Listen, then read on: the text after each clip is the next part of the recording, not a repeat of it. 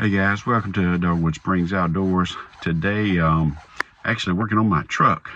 Had my check engine light came on just like not even a week, I don't think, after I got it back from the dealership being worked on. Had the water pump and got that fixed. But I got this Ram 1500. It's a 2013 model. And like I say, like a week after that, my engine light came on, and I have a little diagnostic reader, and it said that it was the oil pressure sensor switch that was reading the error. So I'm like, well, I didn't even look up what that was. I went by the dealership again, told them that, and told them I wasn't sure what it was. And of course, the service guy there, and nothing against them, they fixed my truck the last time, said, which is just not his job to know because he's not the mechanic. It's like, well, I don't know what that is either, but we're really busy this week. Just call me next week, and then we'll see what we can do. So I'm all for using professionals when professionals are needed, but sometimes they're not needed, and they would like you. That's my problem, is when they would have you believe that you have to use a professional when you really don't, because it's not that big a deal. And I think that's the case here.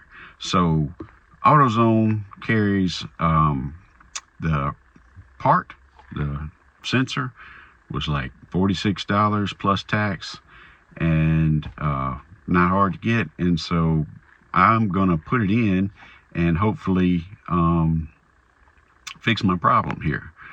Not saying it will, but just thought I'd show you guys in case any of you have a similar problem and just didn't want to pay hundreds of dollars for something that you could do yourself without, too terribly much trouble. So another way just to confirm that you are having a problem, I'll show you here in my truck. That's why I'm sitting in it right now, is what's going on my dash.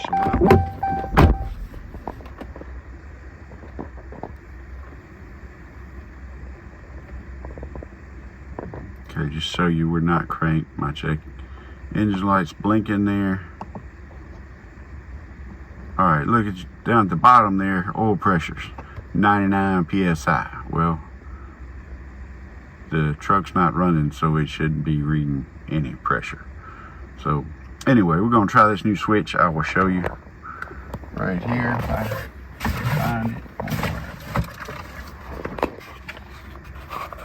I got Duralast.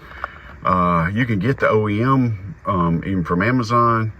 This had the best reviews. AutoZone had several different brands. This was had excellent reviews, but where is it?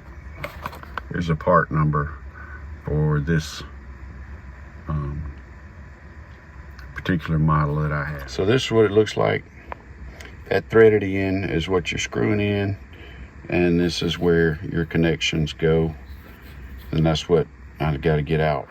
All right, so we're up under the truck now, looking up. This is on the passenger side, and so there's your oil filter, my oil filter, and this is the sensor right there in the center. I can't get my hand up there to touch it, but right there. So I gotta remove the clip with the wires connecting it, and then take that out. And I think that's a 23 millimeter. If you have that, but you're gonna need, because of all this on the end, you need a long socket to be able to fit over that. So I may just use a wrench depending on what kind of space I can get and all that. But I can't film and do this, release that at the same time, but just wanted to share. All right, that's it.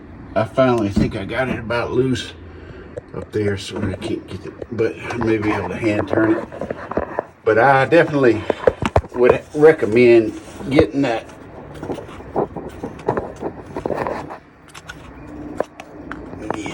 still warm, getting the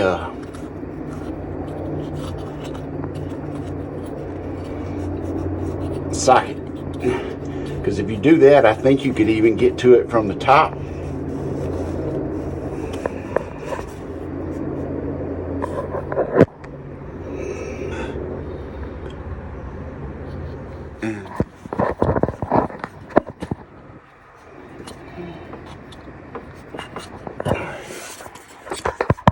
So obviously that's the new one. I'm gonna tighten it down. The problem I've been having is my adjustable wrench.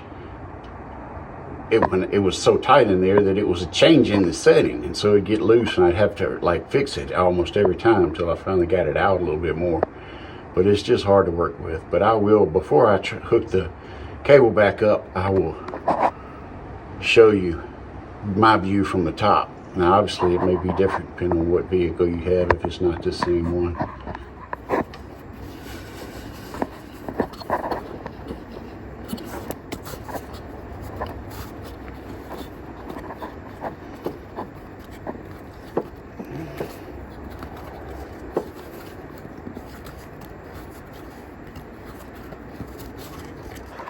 Oh, so while I'm up in here, I wanted to show you all this. So this is the clip. I can't see. So this is, yeah. And you just push down right up there, right there. Push down right there to release it. All right.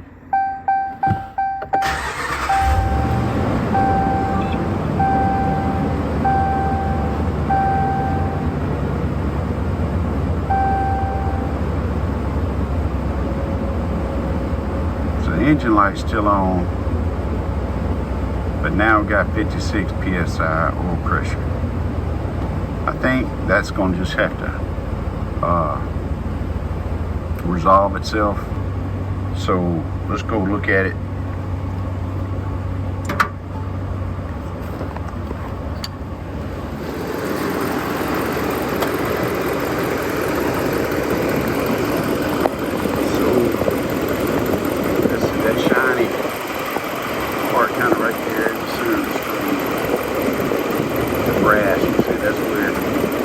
Doesn't look like it's in all the way, but that's in about like what it was.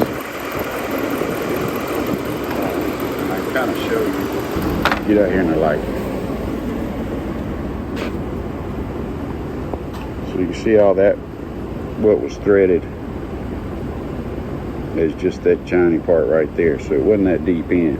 I didn't have anything to tell me how much it was, but hopefully that's it. I'm gonna let it, drive it a day or so and see if the light goes off. If not, I can clear that code, but see if it comes back. But hopefully it'll clear on its own.